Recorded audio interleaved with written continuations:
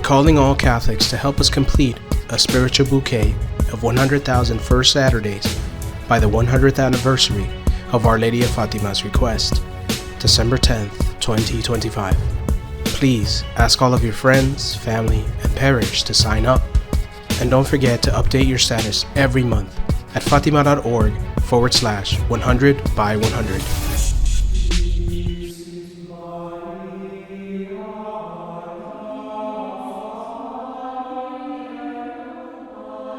Thank you, Kevin. So it's my privilege to address another group of neo-Pelagians and pickled, pepper-faced Christians, to pick just two of the hundreds of insults the current occupant of the Chair of Peter has been hurling at us during the deep winter of the last 11 years.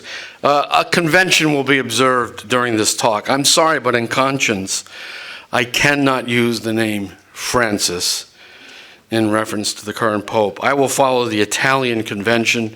They call him Papa Bergoglio. The Italians like to call the Pope, well, whoever the Pope is, by his name before he became Pope. So I will call him Bergoglio. It seems to fit the occasion. Now, for starters, if we're talking about the deep winter of 11 years under Francis, we have to understand that he did not come out of a vacuum. This disastrous pontificate is the endpoint on a trajectory. We've all watched it develop over the years, which began with the event known as the Second Vatican Council, which others have called the Second Vatican Disaster. That council, I've written elsewhere, can be likened to an opening in the church's immune system, so that various things, concepts that I call viruses, were able to enter the church. And what are these viruses? They're new ideas that really don't make much sense. There's not much content to them. They're new phrases, new words that have infiltrated into the thinking of the church that don't really have a clear meaning and have confused the meaning of the actual teachings of the church. A whole collection of these things entered through that opening in the immune system.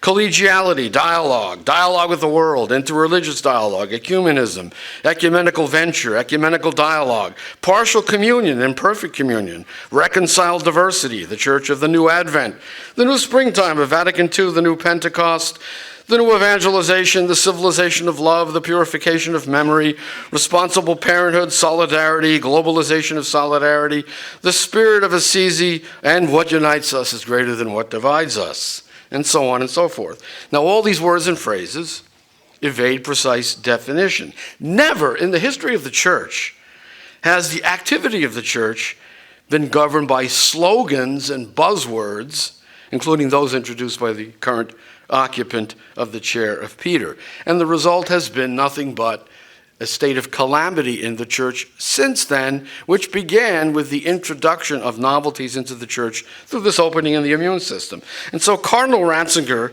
famously observed, and I quote him, "The results of the council seem cruelly to have contradicted the expectations everybody had, beginning with John the 23rd and Paul the 6th.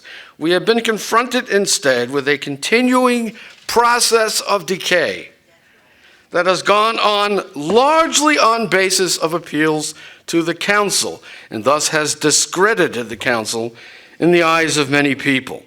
I repeat, a continuing process of decay that has gone on largely on the basis of appeals to the council.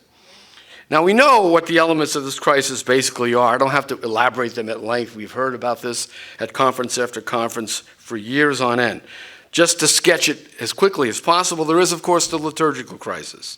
And Cardinal Ratzinger said it all in La Mia Vita. "I am convinced," he said, "that the ecclesial crisis in which we find ourselves today depends in great part on the collapse of the liturgy." The liturgy has collapsed. That's an unprecedented event in 2,000 years of church history. Secondly, we have a doctrinal crisis. Monsignor Pozzo, who was then the secretary of the Ecclesia Dei Commission, back in 2010, spoke of a paraconciliar ideology. He said, and I quote, "Unfortunately, the effects as enumerated by Paul VI," you remember he said the church has been invaded by worldly thinking, "have not disappeared, A foreign way of thinking has entered into the Catholic world, stirring up confusion, seducing many souls, and disorienting the faithful. There is a spirit of self-demolition that pervades modernism, which has wrested control over, among other things, most of the Catholic press. This kind of thought, foreign to Catholic doctrine, is revealed under a couple of aspects. The single greatest element of this, he says, is as follows. The paraconciliar ideology transforms dialogue from an instrument whose primary purpose and end of the Church's pastoral work, emptying it of meaning and more obscuring the urgency and the call of conversion to Christ and adherence to his church, end quote. We've seen what others have called a demissionization of the Catholic Church in the realm of doctrine and therefore of evangelization. And thirdly, a moral crisis. There has been a widespread collapse, not only in the liturgy, but in adherence to church teaching on marriage and procreation. A few quick statistics. Contraception. The Pew Research Center in 2012 reported that just 15% of U.S. Catholics say that using contraceptives is morally wrong. Divorce, the Catholic divorce rate, not 50%, that's false, around 25%, which is little better than that of the general public, which is 30%. And by the way, atheists compare to Catholics in their divorce rate. Among cultural Catholics, says the Pew Center, divorce rate is the same as the general population, 32%, almost a third. On abortion, 76% of Catholics say abortion should be illegal in some cases, but legal in others. In other words, murder in the womb, according to 76% of the Catholics, should sometimes be justified. Only 1 in 10 Catholics say that abortion should be illegal in all cases. Another statistic, gay marriage, so-called. 50% of Catholics strongly favor it. Only 34% strongly oppose, 9% don't know. Really? All in all, what do we see? We see what John Paul II addressed in 2003 in his speech, Ecclesia in Europa. Silent apostasy throughout Europe and obviously throughout the Western world as well.